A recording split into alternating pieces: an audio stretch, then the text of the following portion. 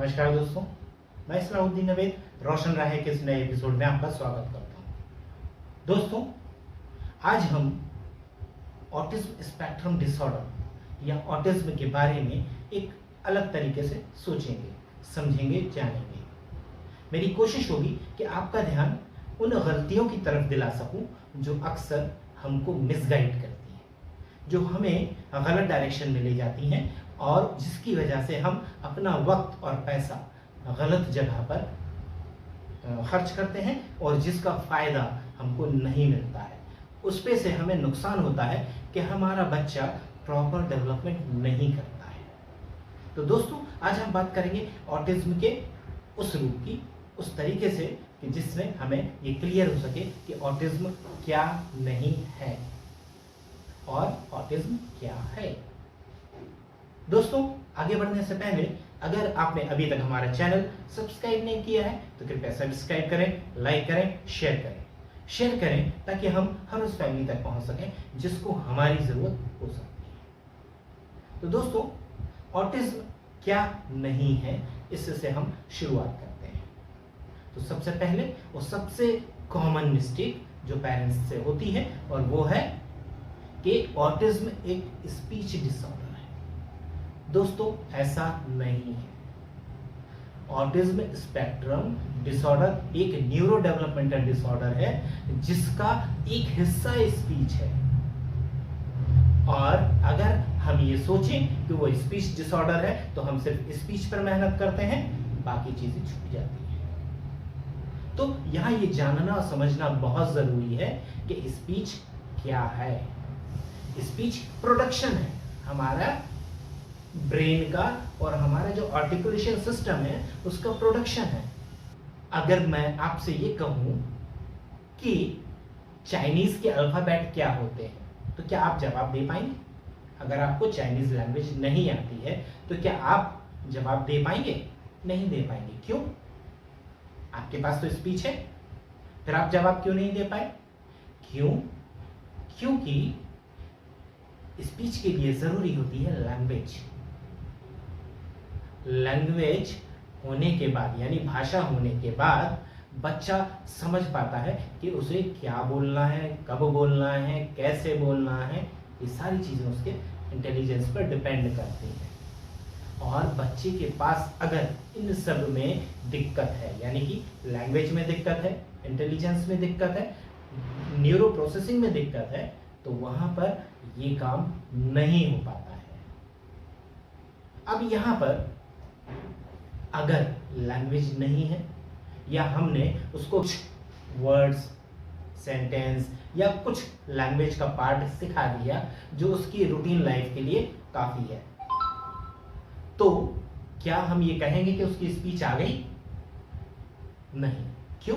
क्योंकि आज भी हमारे पास ऐसे बच्चे हैं जो ये सारी चीजें बोलते हैं, करते हैं, अपने आप को एक्सप्रेस करते हैं, लेकिन अपनी उम्र के हिसाब से आज भी वो प्रॉपर स्पीच नहीं करते हैं, यानी कि पर्याप्त और उचित, यानी कि जो जरूरी है वैसा नहीं बोल पाते हैं।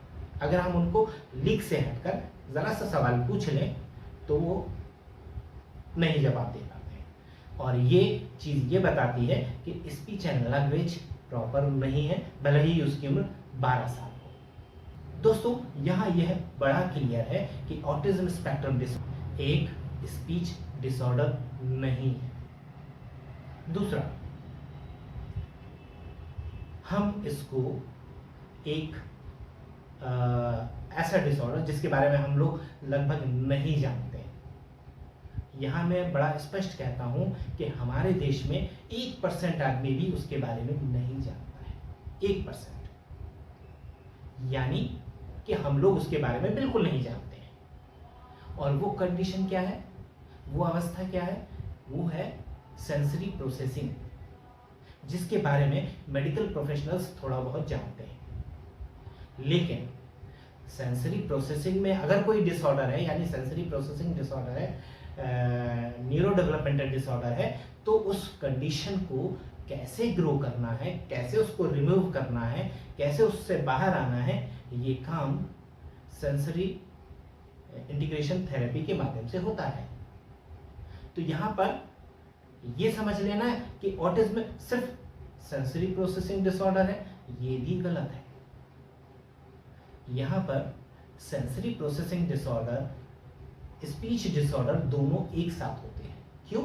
क्योंकि स्पीच के लिए चाहिए लैंग्वेज और लैंग्वेज के लिए चाहिए सेंसरी प्रोसेसिंग। जब सेंसरी प्रोसेसिंग नहीं होती है तो लैंग्वेज ग्रो नहीं होती है, लैंग्वेज नहीं होती है तो स्पीच नहीं होती है। तो यहाँ पर ये चीज़ें एक दूसरे से इंटरकनेक्टेड हैं, जुड़ी हुई हैं। और जब हम अकेला स्पीच थेरेपी या अकेला sensory integration therapy, occupational therapy plan करते हैं तो हमें होलिस्टिक डेवलपमेंट नहीं मिलेगा। तीसरी चीज, ऑटिज्म एक बिहेवियर डिसऑर्डर भी नहीं है, यानी कि बच्चा अनयूजुअल बिहेवियर करता है, रिपीटेटिव बिहेवियर करता है।